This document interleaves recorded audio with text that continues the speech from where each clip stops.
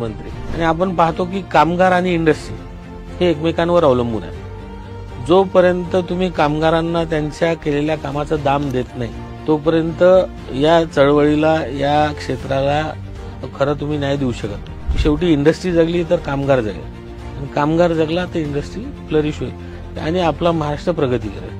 महाराष्ट्रात जे आवर्षणग्रस्त तालुके जिल्हे आहेत त्यात विदर्भाचे सर्वात जास्त आहे आणि आम्ही कधी खरीप नंतर पिकच नव्हतं पाहिलं. जलयुक्त शिवार हे संजीवनी घेऊन आलेला प्रकल्प होता आमच्याकडे आणि आता जे तुम्ही पाहताय वैनगंगा ते नळगंगा हा इतका मोठा गेम चेंजर आहे की यानंतर हे लोक जे पहिले म्हणायचे की पश्चिम महाराष्ट्रात शेती पाहायला चला, बारामतीचे अंगूर पाहायला चला, तिकडचे लोक येतील विदर्भात शेती पाहायला.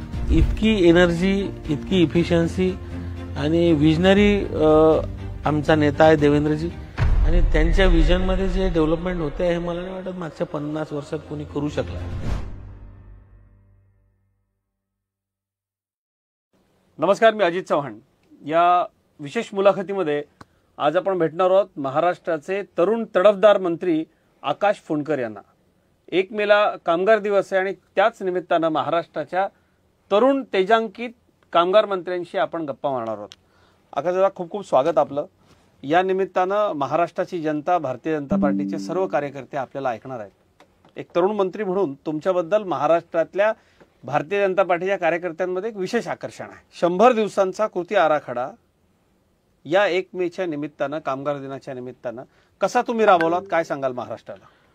नाही, आदरणीय देवेंद्रजींनी सरकार स्थापन झाल्या हा कृती आराखडा ठेवला आणि आम्हालाच त्यांनी विचारलं होतं की तुम्ही या 100 दिवसात काय करू शकणार आहे आम्हाला कळवा. क्या बात.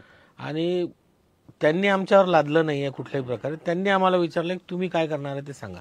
त्यामुळे प्रत्येक डिपार्टमेंटने आपापला आराखडा आम्हाला द्यायला सांगितला आणि आम्ही तो दिला. आणि कामगार विभागामध्ये आम्ही स्पेसिफिकली सर्वात पहिले ते एक ठरवलं होतं की कामगारांसाठी जे बांधकाम कामगार आहे यांना कुठेतरी वयाच्या 60 वर्षानंतर एक सुरक्षा नसते, यांच्यासाठी आपण पेन्शन योजना सुरू केली पाहिजे.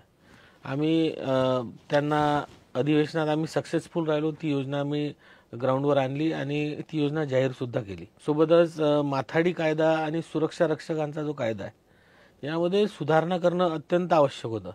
गेले मला वाटते म्हणजे खूप जुना कायदा हा आहे, 60 वर्ष या कायद्याला होतात आहे आणि 20 वर्षांपासून या कायद्यात कुठल्याही प्रकारचा बदल नव्हता. त्यामुळे हा बदल करणं मागच्या वेळेस अपेक्षित होता, तो होऊ शकला नाही. तर त्याही सुधारणा आम्ही या अधिवेशनात आणल्या आणि तो दोन्ही याच्यामध्ये कायद्यांमध्ये आम्ही सुधारणा केल्या. सोबतच जे बांधकाम कामगार मंडळ आहे याला सेंट्रल गव्हर्नमेंटच्या ॲक्टनुसार आपल्याला माहिती आहे की सेस मिळतो.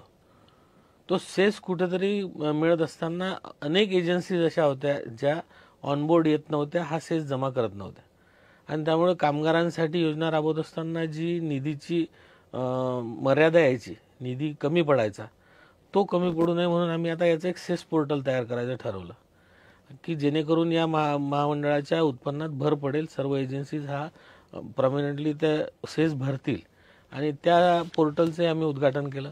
यामध्ये आपण पाहतो की महाराष्ट्र हा बॉयलरच्या प्रोडक्शनमध्ये एशियामध्ये लीड करतो सगळ्यांना आणि हे बॉयलर डिपार्टमेंट आज अख्ख्या एशियामध्ये एक दीपस्तंभासारखं आपल्या महाराष्ट्रातलं बॉयलर डिपार्टमेंट काम करते. त्यामुळे यांचंही कुठेतरी इज ऑफ डुईंग बिझनेसमध्ये आपण इफिशियन्सी वाढवली पाहिजे. कारण बॉयलरमध्ये एखादा स्क्रू लावायचा आहे किंवा काढायचा आहे याला बॉयलर डिपार्टमेंटची परवानगी लागते. नवीन बॉयलर लावायचा आहे, काढायचा आहे त्याला लागते. तुम्हाला हे दुसऱ्याला विकायचं आहे तरी लागते. याच्यासाठी पार्ट्स घ्यायचे आहेत तरी लागते. खूप व्हास्ट हे क्षेत्र असल्यामुळे आपण याचं एक पोर्टल बनवलं ज्यामध्ये आता सगळं ऑनलाईन सर्व्हिसेस आपण या मध्ये देणार आहे आणि सोबतच बॉयलर डिपार्टमेंटतर्फे दरवर्षी जवळजवळ शेकडो तरुण इंजिनियर यांना आपण एक डिप्लोमा देतो. जो डिप्लोमा मिळाल्यानंतर त्यांना अख्ख्या जगात मागणी असते बॉयलरमध्ये काम करण्यासाठी.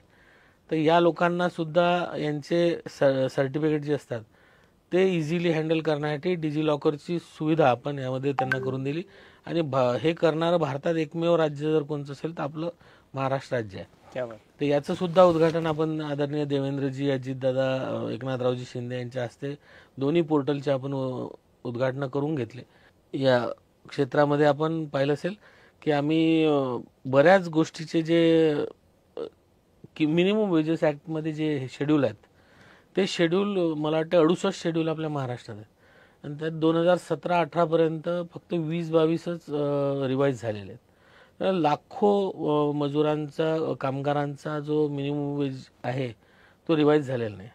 आज आम्ही ती सुद्धा फाईल मूव्ह केली आहे, ज्यामुळे येणाऱ्या 2-1 महिन्यात ती सल्लागार समिती होता बरोबर आपल्याला म्हणजे समान काम समान वेतन नाही, समान काम समान वेतन नाही. दरवर्षी प्रत्येक शेड्यूलच्या कामगाराला किती वेतन असलं पाहिजे याची वेतन निश्चिती करणारी एक समिती असते आणि ती दर 5 वर्षांनी ही वेतन निश्चिती करते. ही गेले 8-10 वर्षाले वेतन निश्चितीच रिवाईज झालेली नाही, त्यामुळे त्यांची पगारवाढ नाही आहे. तर या लाखो कामगारांचा पगार यामुळे वाढणार आहे. ही समिती आपण आता या महिनाभरात गठीत करतोय आणि नंतर सजेशन ऑब्जेक्शन बोलवल्यानंतर हे सर्व शेड्यूल आपण रिवाईज करणार आहे. लाखो कामगारांना म्हणजे असंघटित क्षेत्रामध्ये काम करणाऱ्या लाखो कामगारांचं संघटित क्षेत्रामध्ये या सगळ्यामुळं साधारणतः किती लाख कामगारांना लाभ मिळू शकेल अंदाजे? आपण साधं उदाहरण घ्या. खामगाव माझा मतदारसंघ आहे, त्यामध्ये हिंदुस्तान लिव्हर नावाची फॅक्टरी आहे जी कॉस्मेटिक प्रोडक्शनच्या शेड्यूलमध्ये येते. म्हणजे खामगावमध्येच 3-4 हजार कामगार याच्यावर काम करतात. या 4,000 कामगारांचं जर वेतन वाढतं तर अख्ख्या महाराष्ट्रात 68 शेड्यूलमध्ये किती कामगार आहेत? लाखो कामगार असे आहेत की ज्यांची वेतन निश्चिती आणि रिवाईज होऊन ते वेतन वाढणार आहे. क्या बात आहे. दादा, समान काम समान वेतन याबद्दल महायुती शासनाचं धोरण काय आणि या संघटित क्षेत्रामधल्या कामगारांच्या वेतन निश्चितीबाबतही आपण सांगितलं की याचा आढावाच कोणी घेतलेला नव्हता, म्हणजे इतक्या वर्षामध्ये आढावा घेतलेला नव्हता. याबाबत काय अधिक सांगाल? सामान्य समान काम समान वेतन हा जो मुद्दा आलाय यामध्ये आम्ही पाहिलं की बऱ्याच ठिकाणी असं आहे की काम समान आहे, कामाचं स्वरूप समान आहे, पण याच्या वेतनमध्ये खूप तफावत दिसते. आपण पाहिलं असेल की महिला आणि पुरुष सारखं काम करतात आहे, कामाचं स्वरूप सारखं आहे, कामाची वेळ सारखी आहे, पण वेतन अलग अलग आहे.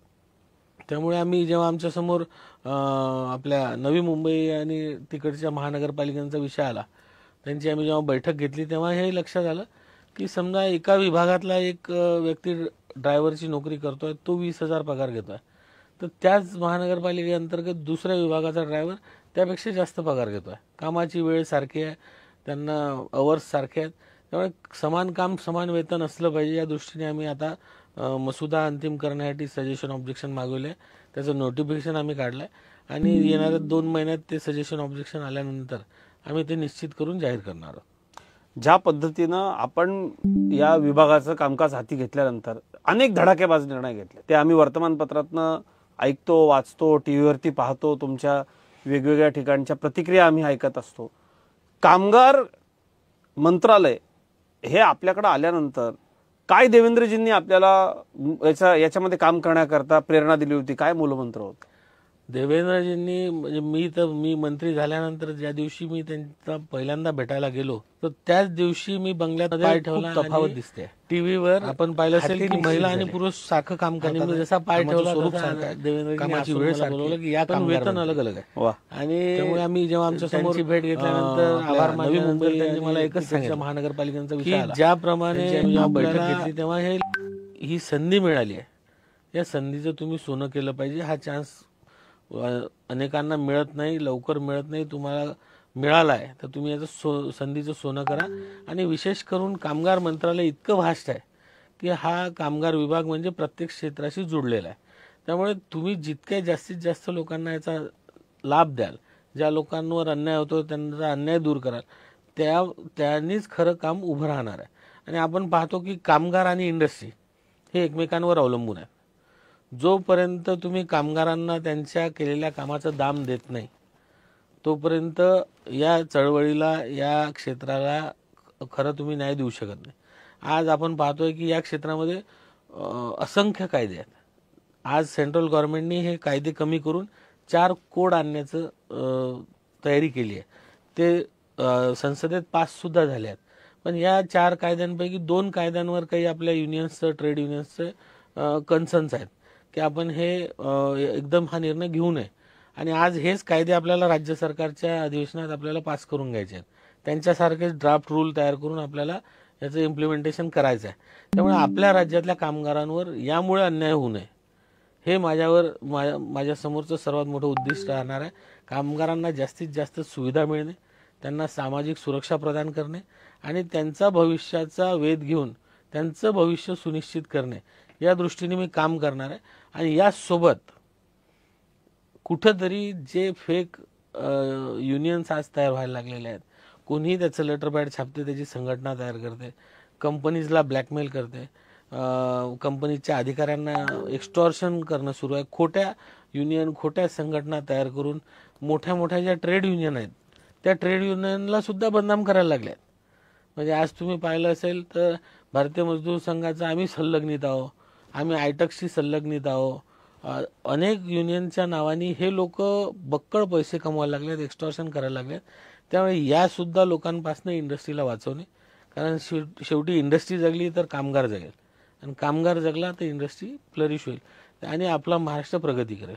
त्यामुळे कुठेतरी इंडस्ट्रीजला सुद्धा एक चांगलं वातावरण इथे तयार करून देणे आणि कामगारांच्या न्याय हक्कासाठी लढणे हाच एक मूलमंत्र देवेंद्रजींनी मला दिला आणि त्यासाठी मी काम करणार. भाऊ, एक खूप महत्त्वाची गोष्ट तुम्ही आता करता आहात असं कळतंय, ते म्हणजे माथाडी कामगार कायद्यामध्ये दुरुस्ती प्रस्तावित आहे आपल्या मंत्रालयाकडनं. माथाडी हा या महाराष्ट्रामधल्या भूमिपुत्रांच्या साठीचं एक अत्यंत महत्त्वाचं मंडळ आहे. काय बदल आपण त्याच्यामध्ये करणार आहात? कोट्यवधी नागरिकांचं महाराष्ट्रातल्या आणि लाखो माथाडींचं त्याकडे लक्ष लागेल. माथाडी कायदा म्हणजे खरं तर चळवळ आहे. स्वर्गीय अण्णासाहेब पाटलांनी त्यासाठी बलिदान केलेलं आहे. रामिष्टे असतील, आपले सुरक्षा रक्षक मंडळाचे आपले आहेत, हे सर्व लोक जुने लोक यांच्या मेहनतीने हे कायदे उभे राहिलेले आहेत. स्वर्गीय अण्णासाहेब पाटलांनी चांगले चांगले लोक जमा करून हा कायदा तयार केला, एक चळवळ उभी राहिली आणि खरोखर या कायद्याचं इम्प्लिमेंटेशन जर झालं ना, मी तुम्हाला सांगतो या माथाडी याच्यात काम करणाऱ्या सर्व कामगारांचं आयुष्य खूप सुखकर होईल. पण आज आपण पाहतोय की हा खूप जुना कायदा झालेला आहे. बदलत्या वेळेनुसार, बदलत्या काळानुसार, बदलत्या नियमांनुसार या कायद्यामध्ये सुद्धा बऱ्याच सुधारणा करणं आवश्यक आहे. आज आपण पाहतो की माथाडी कायद्याअंतर्गत जे महामंडळ आहे यावर आज नियुक्त्या होत नाहीत. नियुक्त्या होत नसल्यामुळे तिथे जे काही प्रॉब्लेम्स आहेत ते सॉल्व्ह करायसाठी सल्लागार मंडळ अस्तित्वात नाही, ते सॉल्व्ह होत नाही. तिथे लेबर डिपार्टमेंटचा कोणीतरी अधिकारी चार्जमध्ये बसतो, तो प्रचंड दबावात असतो. लेबर डिपार्टमेंटचं काम, माथाडी मंडळाचं काम आणि त्याच्या कार्यक्षमतेवर याच्यामुळे कुठेतरी परिणाम व्हायला लागतो आणि खऱ्या अर्थानं जो न्याय माथाड्यांना मिळाला पाहिजे तो मिळत नाही. म्हणून आम्ही त्यात सुधारणा बऱ्याचपैकी आणलेल्या अशा आहेत की पहिले तर आम्ही कामाची जी व्याख्या होती ती निश्चित केली आहे की जे अंगमेहनतीचं काम होतं ते म्हणजे माथाडी काम. आज असं आहे की त्याचे इंटरप्रिटेशन वेगवेगळ्या ठिकाणी वेगळे काढायला लागलेले आहेत. सोबतच आम्ही त्यामध्ये जे सल्लागार मंडळाची नियुक्ती असते ती पहिले 3 वर्षासाठी होती, आम्ही ती 5 वर्षासाठी केली आहे. ती त्याचं जर टेन्युअर संपते आहे तर आम्ही राज्य सरकारला बांधील करून घेतला आहे की हे तुम्ही 6 महिन्याच्या आत यांचं टेन्युअर संपताबरोबर तुम्ही नवीन मंडळ 6 महिन्याच्या आत केलं पाहिजे, जेणेकरून या लोकांना त्रास होऊ नये. आज आपण एकीकडे बाल मजुरीचा जो कायदा आहे तो इम्प्लिमेंटेशनसाठी आपण धडपड करतोय, बालमजुरांना न्याय देण्यासाठी धडपड करतोय. इकडे 14 वर्षाचा मुलगा सुद्धा माथाडी म्हणून काम करत होता. त्यामुळे माथाडी कामगाराचं वयोमर्यादा आपण याच्यात निश्चित केली आहे. नवीन आणि जे कोणी मयत झाला आहे, कोणी सोडून गेला आहे, त्याच्यात रजिस्ट्रेशन आणि डी रजिस्ट्रेशनची पहिले तरतूद नव्हती, जी तरतूद आपण याच्यात करून घेतली आहे. कारण आज कार्यरत जे माथाडी कामगार आहेत ते आणि रजिस्टर्ड जे माथाडी कामगार आहेत ते याच्या नंबर्समध्ये खूप मोठी तफावत दिसते, फरक दिसतोय. त्यामुळे हे कुठेतरी लाईनअप झालं पाहिजे, याच्यात सुसूत्रता आली पाहिजे. या दृष्टीने सुद्धा आपण त्यामध्ये बदल करून घेतलेला आहे. आणि जो आपण पाहिलं असेल की बरेचदा यांचे वाद याच्यामध्ये जातात, बोर्डामध्ये जातात. बरेचदा असं होतं की बोर्डाचा अधिकारी त्याच्यात निर्णय देतो की हा माथाडी स्वरूपाचं काम आहे आणि समोरची कंपनी कोर्टात जाते आणि त्याला स्टे घेते. त्यामुळे ती लेवी जी आहे ती पेंडिंग राहते, ती कामगाराला मिळत नाही. कुठंतरी काम म्हणजे बोर्डाने निर्णय दिल्यानंतर सुद्धा त्याला त्यावर कामावर जाता येत नाही, 10-10 वर्ष केस चालतात, माथाड्यांचं मोठं नुकसान होतं. म्हणून आपण या सुधारणा प्रस्तावित केल्या. आणि सर्वात मोठा जर सुधारणा या करण्याचं कारण काय, जसं मी पूर्वी बोललो, माथाडी क्षेत्रात सर्वात मोठं आज एक घबाड म्हणा किंवा एक मोठे एक्स्टॉर्शन करणारे एक हे उभं राहिलं आहे नेक्सस, की जे फेक माथाडीच्या नावाने कंपन्यांना लुटतोय, आस्थापनांना लुटतात आहे आणि प्रचंड प्रमाणात पैसा कमवतात आहे आणि माथाडी चळवळीला बदनाम करतात. तर हे सगळं करण्यासाठी आता ह्या सुधारणा आवश्यक होत्या. आम्ही हा कायदा अधिवेशनात पास करून घेतला आणि ज्या काही SOP आहे त्या SOP आता आम्ही सर्व कृती समितीचे जेवढे सदस्य आहे माथाडी संघटनांचे त्यांच्यासोबत बसून आम्ही हे SOP बनवणार आहे, जेणेकरून माथाडी संघटनेतले ॲक्च्युअल जे काम करणारे लोक आहे यांचा अनुभव सोबत घेऊन आम्ही SOP बनवू, जेणेकरून सर्व माथाड्यांना सुरक्षित करता येईल. आकाशजी, ज्या पद्धतीनं महाराष्ट्रामध्ये परकीय गुंतवणूक आलेली आहे, अनेक आंतरराष्ट्रीय कंपन्या आल्या आहेत, तारांकित औद्योगिक वसाहती उभ्या राहत आहेत. आज महाराष्ट्राच्या MIDCनं डेव्हलप केलेल्या ठिकाणी अनेक येणाऱ्या उद्योगांना जागा मिळत नाही. महाराष्ट्र कायम पसंती क्रमांक 1 राहिलेला आहे. इथं जे कुशल अकुशल सर्व पद्धतीचे कामगार आहेत त्यांची संख्या देखील आपल्या काळामध्ये आता दररोज हजारोने, वर्षाला लाखोनं वाढतीये. त्यांच्या हितसंबंधांच्या संरक्षणाकरता कामगार मंत्रालय काय विचार करते? कारण बऱ्याच नवीन टेक्नॉलॉजी आपल्याला आणायला लागतील, नवतंत्रज्ञान आणावं लागेल. काय नाविन्य या मंत्रालयात आपल्या नेतृत्वाखाली घडतंय? नाही, आपण जे म्हणाला की कुशल अकुशल, आज आपण असंघटित क्षेत्रात पाहिलं तर नियर अबाउट 1,70,00,000 लोक ई श्रम पोर्टलवर रजिस्टर्ड आहेत जे असंघटित आहेत. आणि जे रजिस्टर्ड नाही असं जर आम्ही एक अंदाज काढला तर जवळजवळ 3.5-4 कोटीपर्यंत असंघटित कामगार आहेत. आणि या लोकांना प्रोफेशन बाय त्यांचं जे वर्क आहे, तर म्हणजे आपण जर पाहिलं तर या लोकांना आज खरोखर जॉब्स नाहीत. ते छोटे मोठे उद्योग करायला पाहतात तर तो सध्या उभा राहत नाही. त्यामुळे आता एक जे व्हर्च्युअल बोर्ड्स आहेत आपले महाराष्ट्र सरकारने जाहीर केलेले, यांच्या माध्यमातून आपण ते महामंडळ तयार करण्याचा प्रयत्न करतोय की त्यामधनं यांना सोशल सिक्युरिटी द्यावी. आणि आज जे नवीन इंडस्ट्रीज येतात आहे तर या सर्व इंडस्ट्रीजची आम्ही यांना टायअप करतोय की जसं स्किल डेव्हलपमेंट आपल्या राज्यात तसं पाहिलं तर श्रम आणि रोजगार हे सगळीकडे विभाग असतो, पण आपल्या राज्यात स्किल हा विभाग सेपरेट आहे, लेबर हा सेपरेट आहे. पण तरी आम्ही लेबर्सच्या मुलांना स्किलिंगचे प्रोग्राम आम्ही सुरू केले आहेत. आज सुपा असेल, पुणा असेल, इथं फूड इंडस्ट्री डेव्हलप व्हायला लागली आहे. तिथे लागणारं स्किल जे आहे त्याप्रमाणे आम्ही त्यांना देतो आहे. आणि स्किलिंग मोठ्या प्रमाणात वाढून या लोकांना स्किल्ड लेबर केलं पाहिजे. आज आपण पाहतोय की बऱ्याचशा कंट्रीजमध्ये ड्रायव्हर्सची डिमांड आहे, जर्मनीला आहे, फ्रान्सला आहे, इटलीला आहे. तर ते आम्हाला मागतात आहे की तुम्ही आम्हाला यांना ट्रेन करून द्या. तर आता आम्ही गव्हर्नमेंटकडे प्रस्ताव देणार आहे की ड्रायव्हिंग ट्रेनिंग स्कूल जे आता सरकारने पॉलिसी आणली आहे ते ह्या 3-4 ठिकाणी प्रपोज करून याला लेबर डिपार्टमेंटशी जोडून किंवा स्किल डिपार्टमेंटशी जोडून या सरकारशी टाईप करून आपण यांना तिथं पाठवलं पाहिजे. तर अशा बाबतीत आम्ही आमचे बरेच कामं चालले आहेत आणि हे निश्चित होता बरोबर आम्ही हे सगळं आउट करू होता. भाऊ, आपण आपला परिवार आपल्या विभागामध्ये कायम गेली अनेक दशकं भारतीय जनता पार्टीच्या वाढीसाठी प्रयत्न केलेले.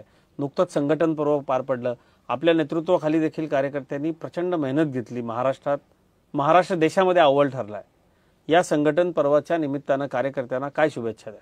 भारतीय जनता पार्टी असा पक्ष आहे की जो म्हणजे निरंतर काम करत राहणारा पक्ष आहे आणि चरैवैती याच विचारांवर आम्ही पुढे जातोय. आणि आपण पाहिलं असेल की भारतीय जनता पार्टी ही कार्यकर्त्यांची पार्टी आहे, कोणाच्या मालकीची नाही. आणि संघटन पर्व हे सर्व भारतीय जनता पार्टीसाठी एक पर्वणी असते. आणि येणाऱ्या काळात महाराष्ट्र असं एक राज्य असेल विशेष करून की ज्यामध्ये सर्वात जास्त तरुण आणि महिला या मुख्य पदांवर येऊन बसणार आहेत, या पार्टी सांभाळणार आहेत. आणि यांच्या नेतृत्वाखाली सर्व भारतीय जनता पार्टीचे नेते असो, कार्यकर्ते असो, हे काम करणार आहे आणि संघटन पुढे घेऊन जाणार आहेत. आणि संघटनेच्या भरोश्यावरच आज भारतीय जनता पार्टी एवढ्या मोठ्या ठिकाणी गेली आहे, या जगात सर्वात मोठी पार्टी म्हणून ठरली आहे. आणि दिवस रात्र झटणारे जे भारतीय जनता पार्टीचे कार्यकर्ते आहेत हे कधी ऊन पाहत नाही, पाऊस पाहत नाही, वारा पाहत नाही. कधी त्यांच्या घरात कोणी आजारी असेल तर याचा विचार न करता पार्टी प्रथम, देश प्रथम हा विचार घेऊन ते पुढे जातात.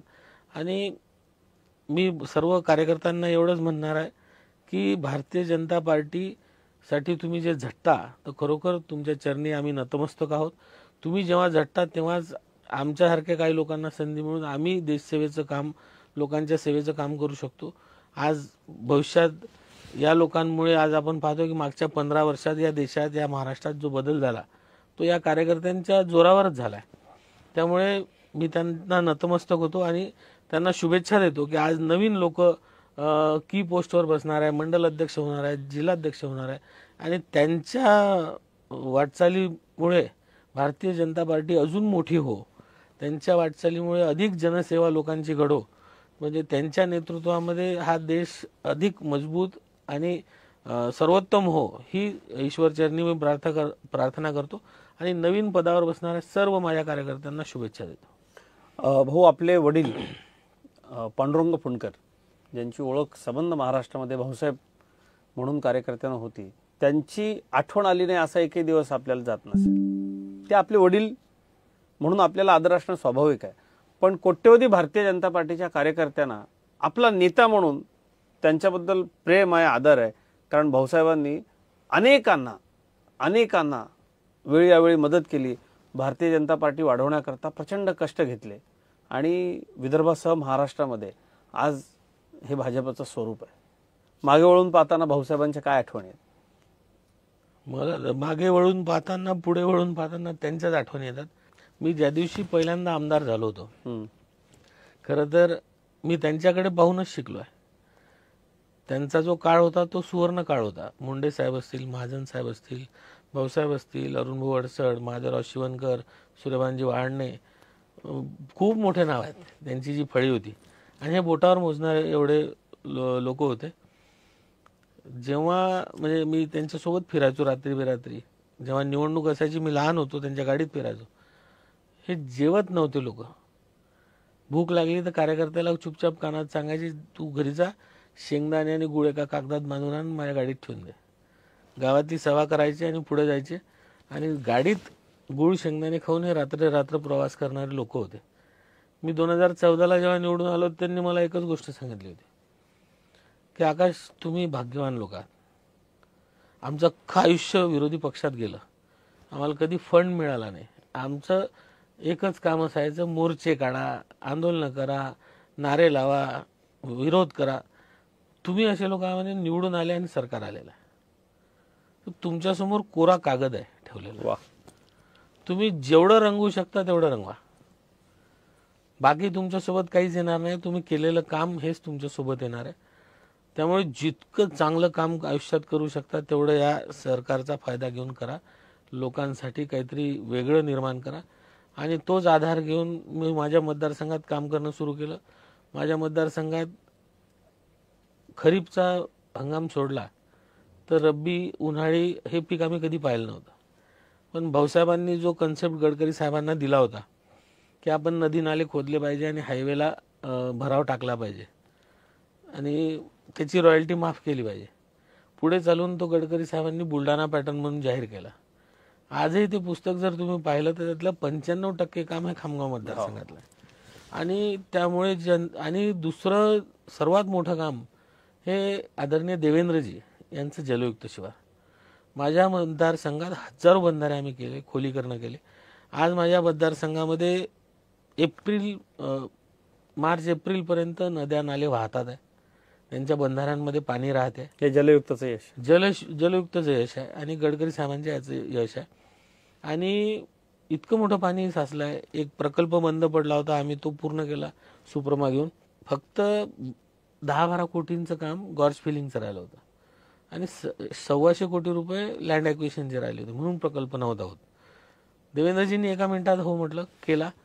आज पहाडपट्टीच्या भागात केळी लागायला लागली आणि तुम्ही जर, मी आता एक पुस्तक प्रसारित करणार आहे येणाऱ्या काळात माझ्या मतदारसंघाचं, म्हणजे जवळजवळ रब्बीचं लागवड 60% पोहोचली आहे. उन्हाळी पिकामध्ये आम्ही 30-32% पोहोचलाय.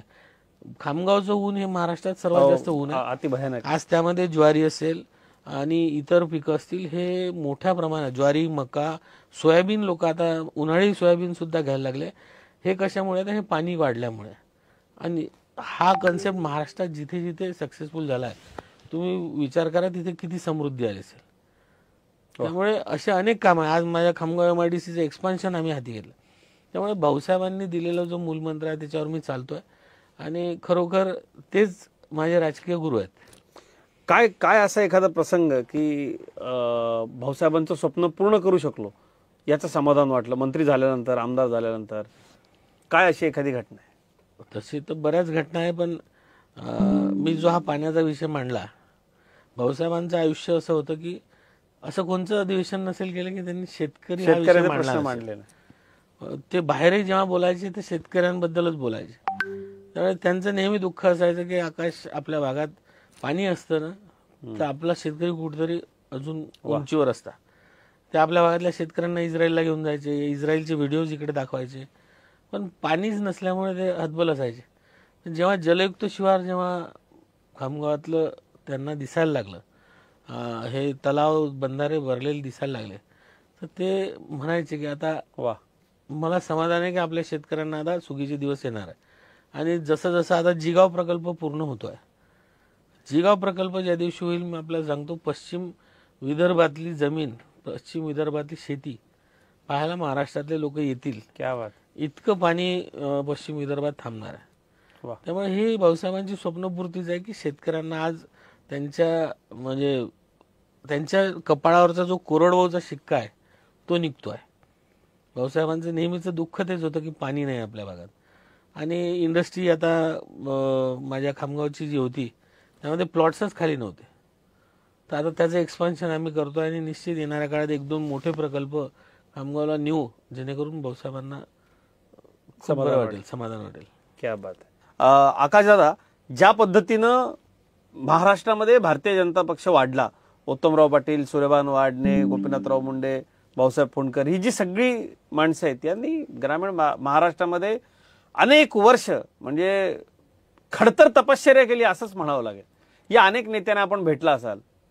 भाऊसाहेबांचा मुलगा म्हटल्यानंतर अनेकांचा सहवास अगदी अटलजी अडवाणींपासून सगळ्यांना आपला लाभला असेल. या संघटनेमधल्या काय अशा आठवणी आहेत की ज्या आज शेअर करता येतील कार्यकर्त्यांसोबत? खूप आठवणी आहेत. आजही आम्ही जेव्हा मतदारसंघात फिरतो, भाऊसाहेबांच्या काळातले जे लोक आहेत ते सांगतात की त्या काळात भाऊसाहेब पैदल यायचे, तेव्हा गाडी नव्हती, घोडा नव्हता. या गावाहून त्या गावाला पैदल यायचे. जिथे रात्र झाली त्या कार्यकर्त्या घरी थांबायचे. त्यांनी साधं पोतं सुद्धा खाली जर टाकलं तर त्या पोत्यावर झोपायचे भाकरी खाऊन आणि मग दुसऱ्या दिवशी पुन्हा प्रवास सुरू करायचे.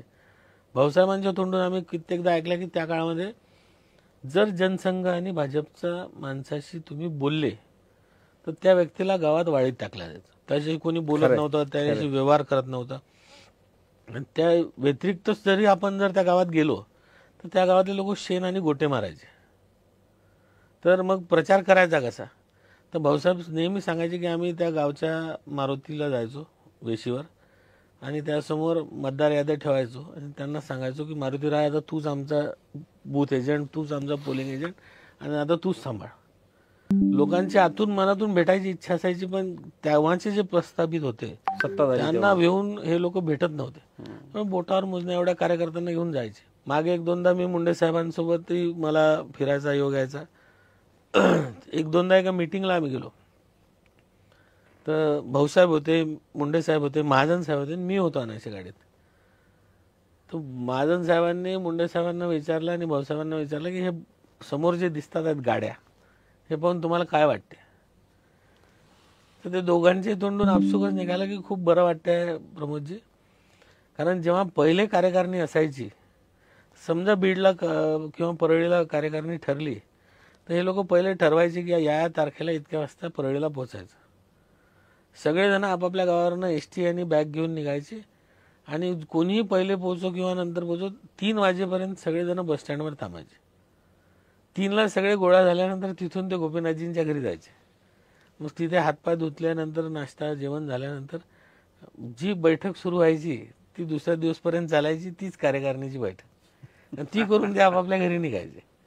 आणि आज तेव्हा त्यांना जायला सायकल नसायची, टू व्हीलर नसायची. आणि आज कार्यकारिणीला आलेले इतके लोक, इतक्या गाड्या पाहून ते सांगायचे की हा जो वाढलेला पक्ष आहे हे पाहून आता समाधान वाटते की आपण त्या काळात कधी हा विचार सुद्धा नव्हता केला असं होईल की असं इतक्या मोठ्या प्रमाणात होईल. एक दोनदा मी म्हणजे आमचे अरुण काका अडसड आहेत, महादेवरावजी शिवणकर आहेत, उत्तमराव पाटील आहेत. उत्तमराव पाटीलांना तर मी खूप लहानपणी होतो, मला फक्त भेटल्याचं आठवते. पण ह्या जुन्या लोकांकडूनही नेहमी ऐकायचो की कधी हा ते विचारच नव्हते करत की सत्तेत आपण बसणार आहे. संघर्ष हा स्थायीभाव. संघर्ष हा स्थायीभाव की आज आपण 2 खासदार आहे किंवा 5 खासदार आहेत, 8-10 आमदार आहेत, भाऊ एवढेच आहे. आपले 20 होतील, 25 होतील, 40 होतील. सरकारमध्ये येऊन इतके वर्ष कॉन्स्टंटली आपण सरकार चालू, हा आम्ही कधी विचारच नव्हतो करत. आम्हाला लढायचं आहे, आम्हाला वाढायचं आहे आणि आम्ही करू, या दृष्टीने ते संघर्ष करत राहायचे. म्हणजे तो काळ प्रचंड वेगळा होता. त्या काळाचं लहानपणी का होईना पण साक्षीदार तुम्हाला होता आलं, याचा निश्चित आनंद आहे. पण आजच्या परिस्थितीमध्ये ज्या वेळेला भारतीय जनता पार्टी सत्तेमध्ये आहे, अत्यंत ताकदीनं सत्तेमध्ये, तेव्हा मनातलं स्वप्न काय की कार्यकर्त्यांच्या करता स्पेशली मंत्री म्हणून आता काय करायचंय? खरं पाहिलं ना तर मंत्री हे पद असं असते की तुमचं आणि कार्यकर्त्याचं नातं तुटते. आतापर्यंत मी मतदारसंघाचा आमदार होतो, आज महाराष्ट्राचा मंत्री आहे. बैठका, दौरे, आजही मी मतदारसंघात गेलो तर गमतीनं आमच्या कार्यकर्त्यांना पहिलेच बरा होता बाबा तू, पहिले भेटत होता, आज भेटत नाही.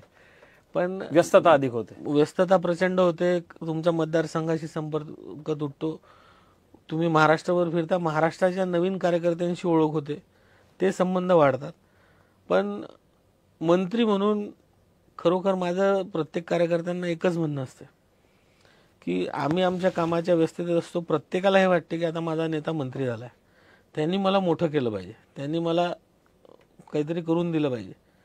पण माझं कार्यकर्त्यांना म्हणणं असतं की तुम्ही जो आज कोणी मंत्री झाला असेल, तो ज्या विभागाचा मंत्री असेल, तुम्ही त्या विभागातले तुमचे काय अडलेले कामं आहेत, तुमचं अडलेलं काय, तुम्हाला त्या विभागात काही नाविन्यपूर्ण करून घ्यायचं आहे का? जसं मी आज कामगार मंत्री आहे, कामगारांसाठी काही नवीन करते आहे का, यासाठी तुम्ही इनपुट मला दिले पाहिजे. तुमचं त्या कामगार क्षेत्रामधून काही काम होत असेल तर तुम्ही ते मला सांगितलं पाहिजे. या दृष्टीनं तुम्ही अप्रोच झाले पाहिजे. पण सगळेजण आपापल्या घरी बसून म्हणतील की तुम्ही मला मोठं करा, तर असं कोणी मोठं होत नसते. पण ज्या कार्यकर्त्यांनी आजपर्यंत माझ्याकडे आले, प्रत्येकाचं काम मला समाधान आहे की मी करू शकलो, वा, त्याला काही ना काही मी हे देऊ शकलो, रिझल्ट देऊ शकलो. आणि भविष्यातही जो कार्यकर्ता माझ्याकडे येईल त्या प्रत्येक कार्यकर्त्याचा पूर्ण काम करण्याचा आणि त्याला पूर्ण न्याय देण्याचा मी प्रयत्न करणार.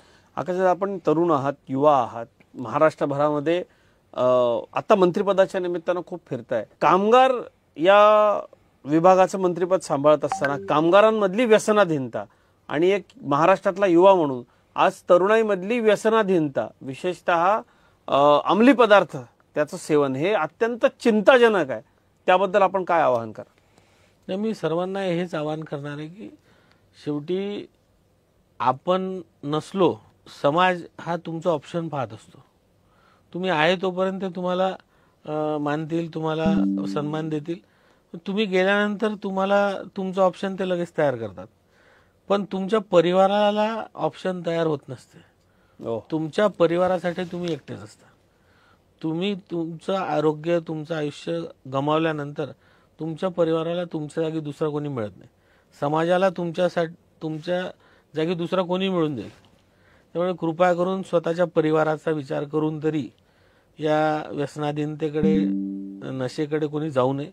विशेष करून कामगार विभागात जर आपण म्हणाल तर जे खूप काम करणारी मंडळी आहे, ज्यांना खूप आज म्हणजे आर्थिक चणचण आहे, ते लोक अतिरिक्त पैसा कमवण्याच्या नादातही व्यसनाधीन होतात.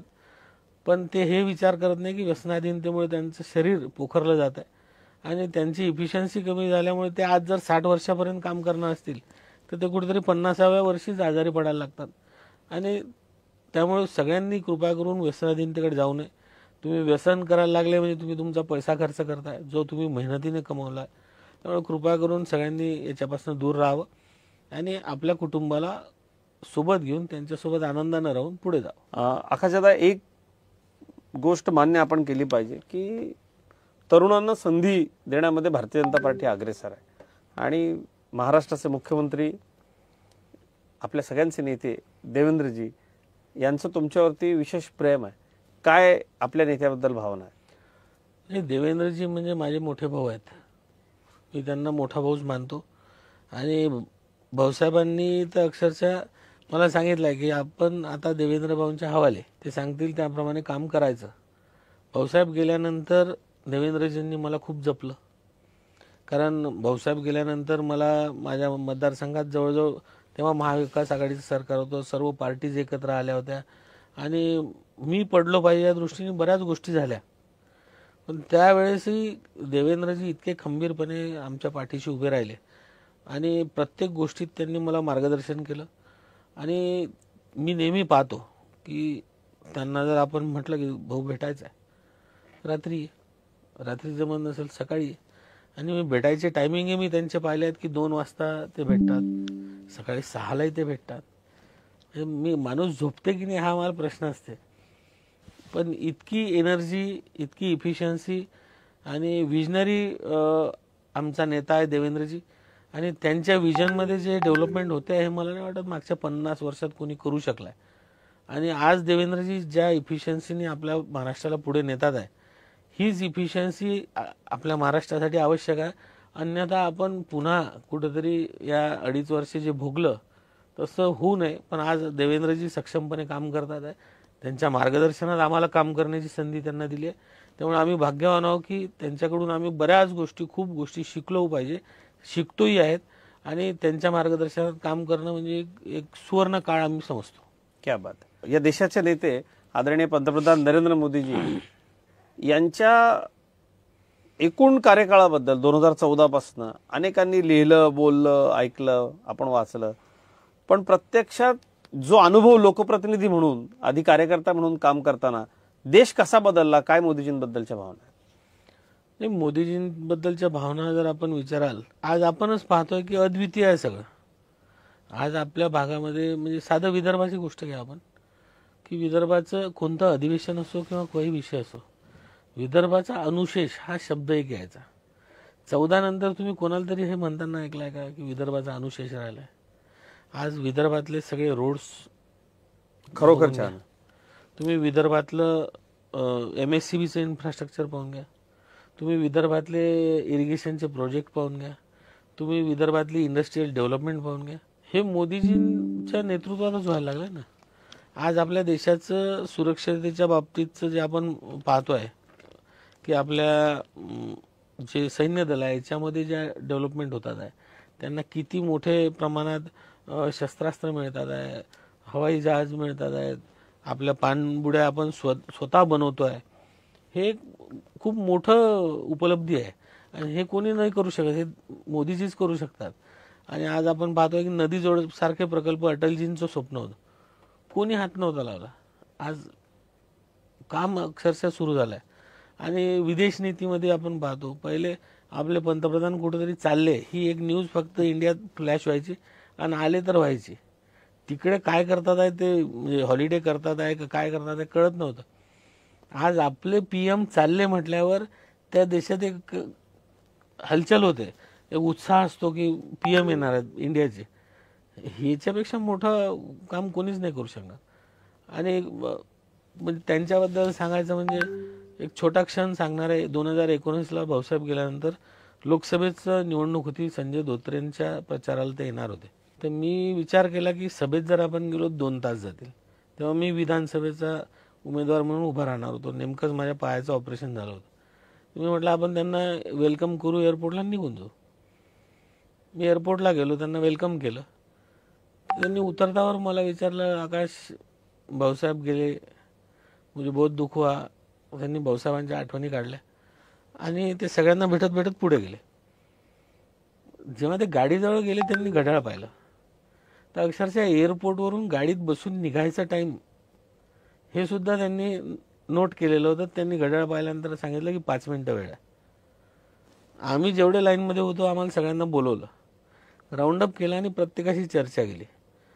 चर्चा करत असताना त्यांनी अकोल्याची सभा होती, तर मला वाटलं होतं अकोल्याचं विचारते. त्यांनी सगळ्यांना अकोल्याचं विचारलं आणि मला अकोला प्लस बुलढाणा विचारलं. वाह. कि आकाश, बुलढाना में जिगाव पूरा हुआ है नहीं, क्रॉपिंग पैटर्न क्या चल रहा है, इंडस्ट्री का बारे में आपको क्या लग रहा है की वहाँ कुछ आना चाहिए क्या. ते इतक्या बाबतीत ते जर डिटेलिंगमध्ये असणारा एक पीएम आहे आपला, तर आपण भाग्यवान आहोत. क्या बात आहे. खूप छान आठवण तुम्ही सांगितली आणि ही प्रेरणादायी आठवण आहे समस्त कार्यकर्त्यांसाठी, महाराष्ट्राच्या जनतेकरता. देवेंद्रजींनी अलीकडेच एक वाक्य उद्गारलं की मी पुढच्या पिढीला दुष्काळ पाहू देणार नाही. आणि विदर्भामधल्या नदीजोड प्रकल्प असतील, विदर्भामधले सिंचन प्रकल्प असतील, याच्याकरता प्रचंड मोठ्या प्रमाणावरती सध्या काम सुरू आहे. काय झालंय आता, विदर्भामधला नेता म्हणून विदर्भाच्या जनतेला काय नवीन माहिती सांगाल तुम्ही की हे होऊ घातलंय? मी आता थोड्या वेळापूर्वी बोललो की विदर्भ हा दुष्काळग्रस्त प्रदेश आहे. महाराष्ट्रात जे आवर्षणग्रस्त तालुके जिल्हे आहेत त्यात विदर्भाचे सर्वात जास्त आहे. आणि आम्ही कधी खरीप नंतर पिकच नव्हतं पाहिलं. जलयुक्त शिवार हे संजीवनी घेऊन आलेला प्रकल्प होता आमच्याकडे. आणि आता जे तुम्ही पाहताय वैनगंगा ते नळगंगा, हा इतका मोठा गेम चेंजर आहे की यानंतर हे लोक जे पहिले म्हणायचे की बा पश्चिम महाराष्ट्रात शेती पाहायला चला, बारामतीचे अंगूर पाहायला चला, तिकडचे लोक येतील विदर्भात शेती पाहायला. क्या बात. गोसीखुर्दचं अक्षरशः पाणी बुलढाण्यापर्यंत येणार आहे. 600 किलोमीटरची कृत्रिम नदी तयार होणार आहे. आज जिगाव प्रकल्प जर पाहिला तुम्ही तर माझ्या मतदारसंघातलं नियर अबाउट 33% लँड इरिगेशनसाठी सिलेक्ट झाली आहे. पीडीएननी पाणी जाणार आहे. क्या बात. पहिले कॅनॉलनी जायचं, कॅनॉलनी पाणी सोडल्यावर अर्ध पाणी वाया जायचं, अर्ध लोक शेतीला द्यायचे. आता पीडीएननी पाणी दिल्यानंतर तुमच्या शेताच्या बांधावर पाईपलाईन येणार आहे. तुम्हाला जेव्हा वाटतंय तेव्हा तुम्ही पाणी देऊ शकणार आहे. ड्रीप इरिगेशन होणार आहे. पाण्याची बचत आणि इरिगेटेड शेती यापेक्षा मोठं काहीच नसते. आणि गोसीखुर्दचं पाणी जे येणार आहे हे 600 किलोमीटर येईल. जवळजवळ 10-11 जिल्ह्यांना याचा फायदा होणार आहे. आणि जेव्हा दुष्काळ असतो तेव्हा या तुमच्या सगळ्या धरणांमध्ये, तलावांमध्ये हे पाणी सोडलं जाणार आहे. प्लस शेतकऱ्यांच्या शेतीवर पीडीएननी पाणी जाणार आहे. त्यामुळे इतका मोठा गेम चेंजर आहे हा की यानंतर Vidarbha is the bright spot of India. क्या बात आहे. या नोटवरती या मुलाखतीत थांबताना आनंद एका गोष्टीचा आहे की महाराष्ट्र हा सक्षम हातांमध्ये देवेंद्रजींच्या नेतृत्वाखाली. आकाश भाऊ, अत्यंत मनमोकळ्या गप्पा तासभर आपण केल्यात, अनेक आठवणी सांगितल्या. त्या आठवणी खरोखर मौल्यवान आहेत ज्या तुम्ही महाराष्ट्राच्या सोबत शेअर केल्या. आपले खूप खूप आभार. धन्यवाद. धन्यवाद. तर हे होते महाराष्ट्राचे कामगार मंत्री आकाश फुंडकर. या मुलाखतीमध्ये इतकं